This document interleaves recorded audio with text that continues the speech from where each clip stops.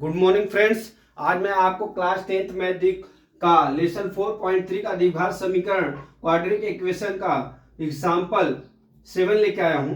इसमें क्या दिया है, द्विघात समीकरण 2x square minus 4x plus 3 बराबर 0 का विविक्तीकरण ज्ञात कीजिए, फिर मूल्यों की प्रकृति ज्ञात कीजिए।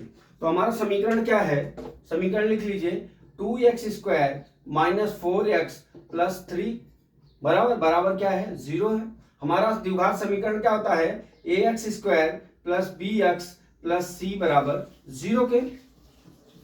अब हम यहां ज्ञात कर लेते हैं a बराबर 2 के, अब b बराबर -4 के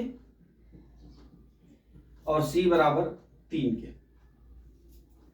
अब हमारा समीकरण क्या, सूत्र क्या होता है, मूल ज्ञात करना v स्क्वायर माइनस 4ac। ठीक है।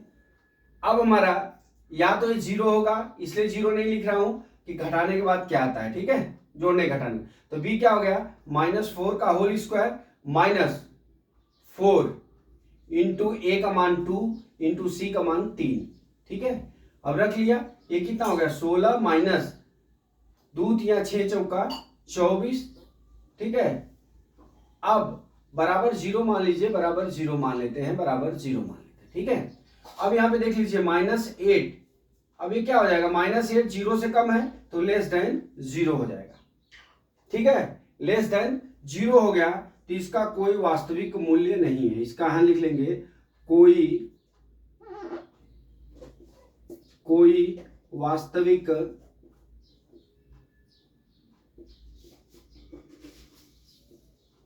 मूल्य नहीं है। आपको कुछ नहीं करना है, ये समीकरण में बस आपको ये जो समीकरण दिया होगा ax से, मतलब ax स्क्वायर के सामने ये प्लस में है कि माइनस में, प्लस में तो प्लस लिखने का, bx माइनस में है कि प्लस में, यहाँ माइनस था तो हमने माइनस लिख लिया, c प्लस में है कि माइनस में, प्लस में है तो प्लस में लिख लिया।